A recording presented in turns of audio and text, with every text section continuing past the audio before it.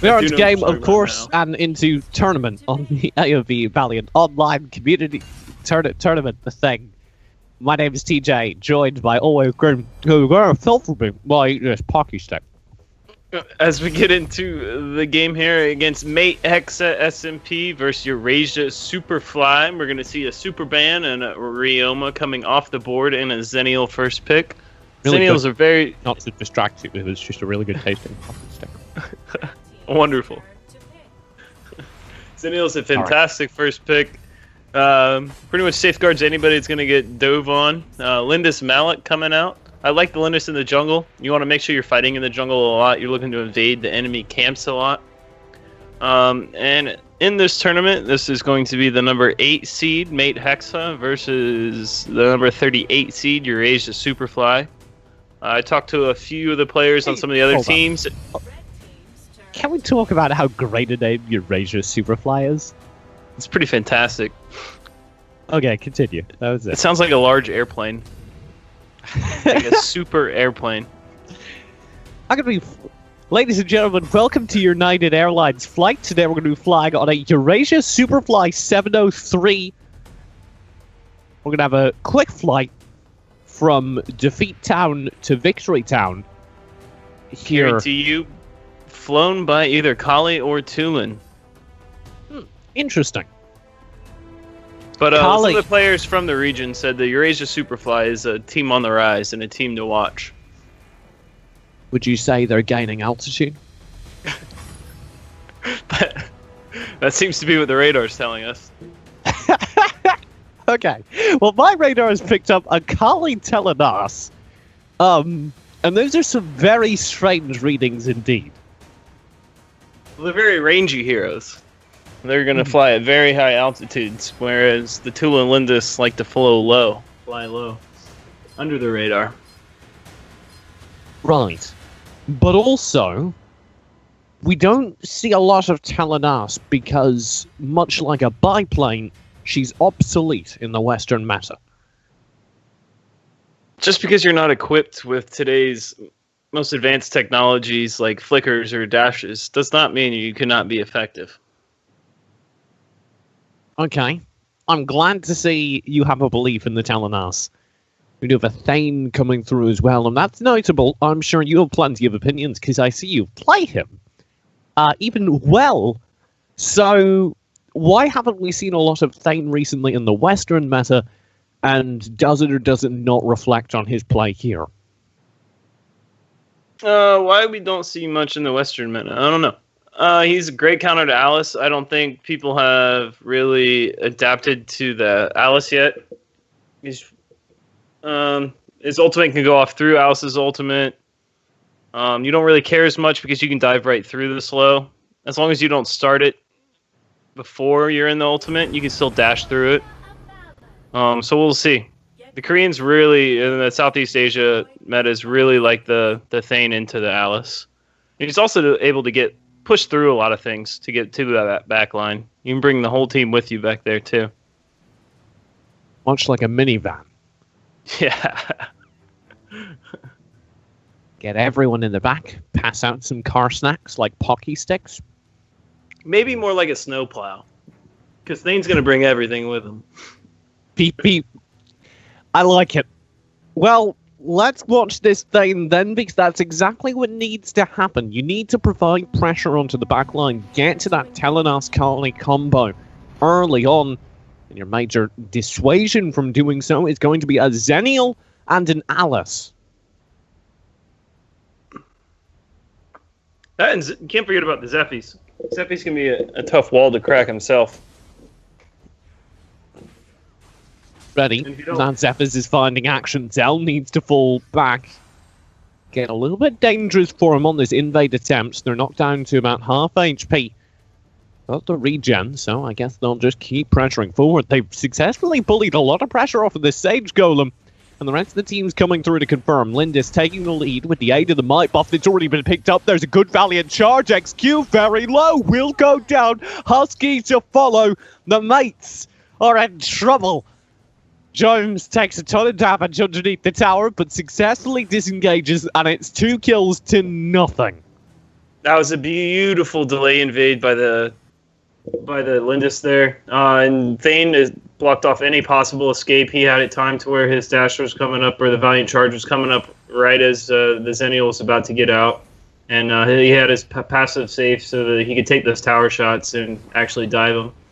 Now this Zennial is just now hitting level 2. This Malik's going to really be able to bully him out of this lane at this point. EurasiaSuperfly is taxiing for liftoff. And the skies are looking pretty clear at the moment. Not far enough. Okay, solid. Sphere Sentinel will be up for grabs. Down bottom, Soul Dragon picks up in return. That's 4 people there, looking to instantly convert the Abyssal Dragon.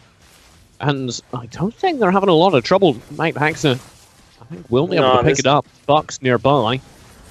They'll go for... Oh my god, he gets it! Nicely done. Unfortunately, all that skill, timing, and talent can't get him back over the Abyssal Dragon dead wall for like a solid 2 seconds. But he works it out. And now the rest of the team continues to push forward and find a decent amount of damage. That's devastating. Yeah, they bursted it down so quick. Just nobody positioned between the punish and the... Oh, look at this push. Look at this push from the Malik. He's already deep inside, bullying near the Spirit Sentinel, or near the Sage Golem, which is not at all like a Spirit Sentinel. And I'm really not sure how I got them mixed up. But that was a ton of pressure. They're really taking advantage of this early lead. And why not? You're 2,000 gold ahead. You just stole the dragon. And they can't really do anything against you right now. The Telenis and the Kali really need an item or 2 before they can apply a lot of pressure to enemy heroes. They're really good at taking dragon, which is, I think, one of the reasons they comboed them together. But they're not so great at doing this early, defending objectives. They're great if they have the position, but... will need to leave. There's the dive in. Buck finds good damage and the kill. The Telenos is gone. They find the trade. Don's already diving in to double up, though, and they might not earn value. Buck in a lot of trouble as well. Dems will be able to snag it, and there's the fight victory. A narrow one, yes, but a 1-kill victory in the fight to M8HEXA. They were able to take the top tower out of that. So with this Lindis right now, they're going to have a couple creeps here to pressure mid again. Kali isn't going to be able... I guess she'll be able to do that. I was mistaken as soon as it came out of my mouth. Happens a lot to me. Don't worry. They're playing this Lindis beautifully, though. They're playing pressure where they need to. She's really good at taking towers, as you can see. Able to take the Darkslayer tower, which has that extra armor. Will they get another steal? Ooh! Yoms goes through. That's a lot of value found, and they've got the follow-up. That is devastating. EurasiaSuperfly is navigating the storm beautifully. I don't know that they got the Abyssal. They didn't, but they won the team fight dominantly. That Thane pushed back every single person on the enemy team there. And this Ahri was just able to push through and take this top tower too. I didn't see who got it, maybe. But M8HEXA was able to take the dragon. Yeah, M8HEXA picked up the dragon. The tower does not go to EurasiaSuperfly in the top lane by all of like 2 HP points. Ahri died for naught. Well, I mean, the tower is effectively dead. You'd say that about characters where they're so low that they can't really be used in a fight. I'd argue the same is true for that tower. Did it just get taken out by minions? Yes, it did. A little skirmish here, maybe not. Catapult minion hasn't quite gotten to the outside lanes yet to push.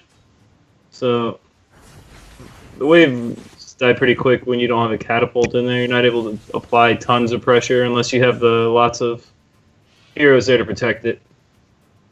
This Kali just eats minions. Nom nom nom nom nom. In the mid lane is what Kali's saying, I assume. Except more EurasiaSuperfly has a large enough gold lead and a big enough level lead to take this Slayer. But what they don't want to do is begin to take it and then let it get stolen from them. So they're going to probably look for a pick as this is a tool-in. Ooh, John overstays his welcome. And actually, we're just talking about effective kills. That's a major retreat. The fact that he has to go back. They do have a response, though. Husky caught out. He'll try and spend his angelic splendor. It interrupted. The Valiant charge comes through, and he is gone. Bot lane, though, they have a response, perhaps. Buck is lingering nearby. If they've realized it, they can bring 3 players to bear. Is it too little, too late? They really want this dragon here. They might trade it for the Slayer, though, which definitely won't be worth it. Come on, Buck. I've leaved. Second time wasn't the charm, though. Yeah, that was beautiful map awareness by the Thane. Yeah, trading it for the Slayer, I don't know if it's worth it, though. This Thane just zoning in the meantime, keeping an eye out to make sure nobody does anything risky.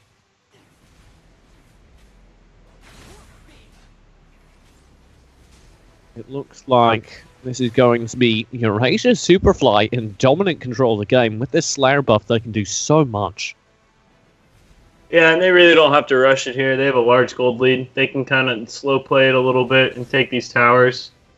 The M8HEXA doesn't really have a response at this point that they can do. Oh, not with the level and gold disadvantage they're currently at. Gold being the primary one. Zell will be caught out, though. EurasiaSuperfly down a member. Even with the Slayer buff, I'm not sure you want to take this fight, and the wave is instantly cleared by the Kali ultimate.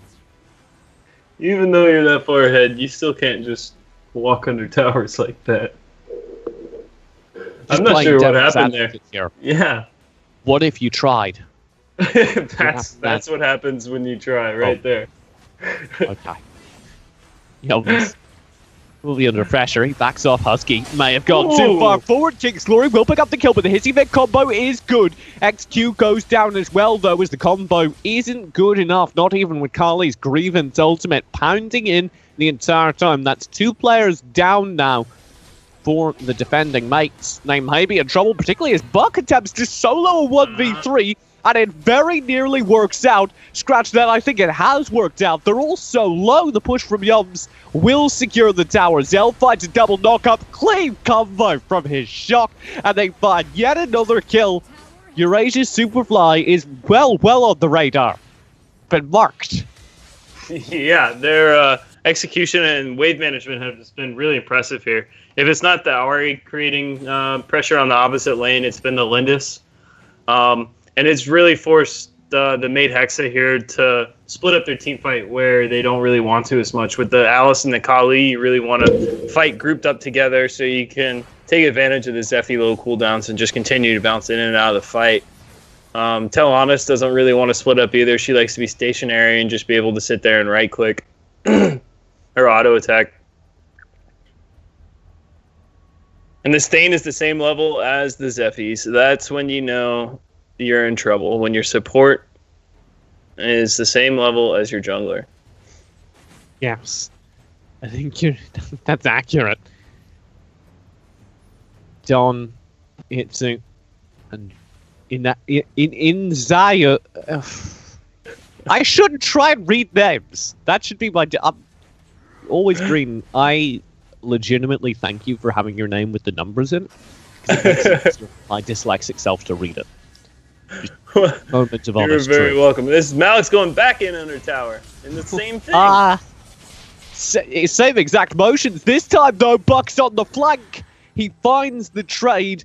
It makes a bit more sense with the flank to punish. Husky caught out as well. There's the King's Glory. A devastating kill found.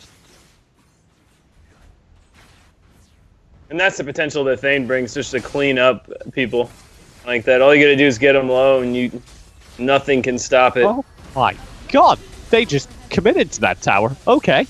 The Thane will finally be shut down, but not before he finds a devastating amount of damage, notably a high ground picked up.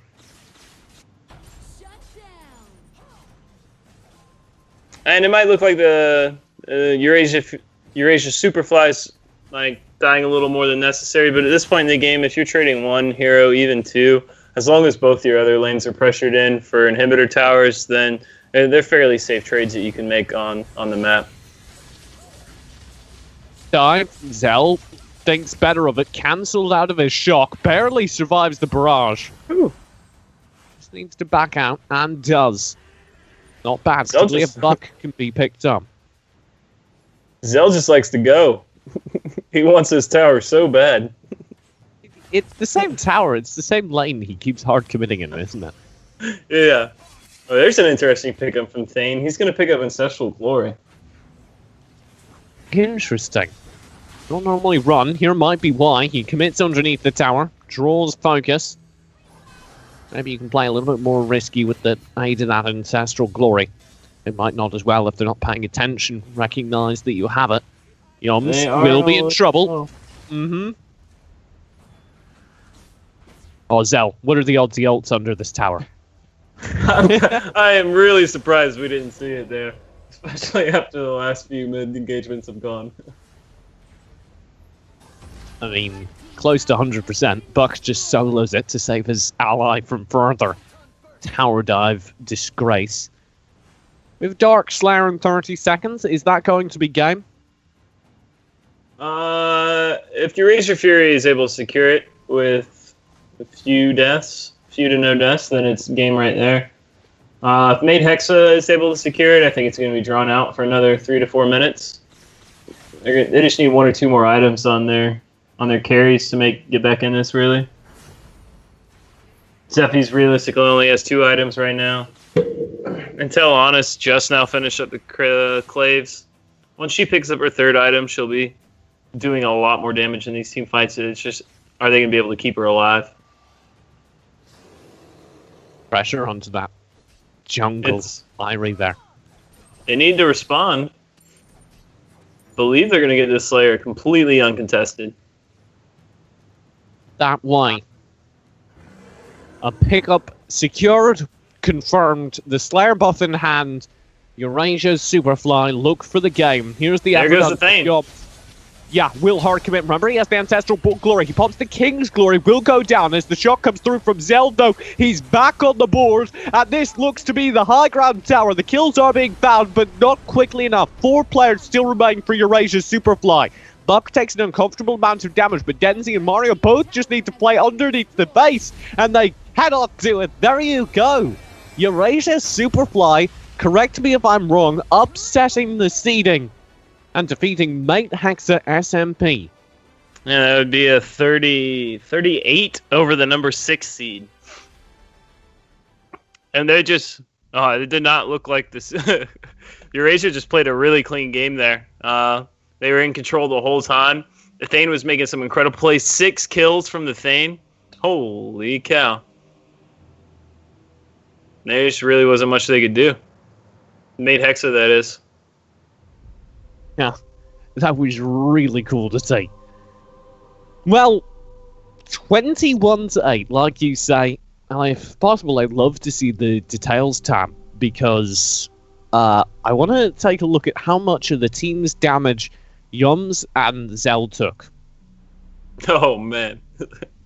Probably absurd amounts. The perfect tank, I feel. Would that be incorrect? No, I mean, they were out in front. They took all the damage. It's exactly what you want from your big, beefy boys. And there's the stats you were looking to see. The really impressive one is the Ahri. Mm-hmm. Ahri took... Oh, my God. Hold up. Nope. Really impressive one is Don. 41% of his team's damage to heroes. Wow. 41!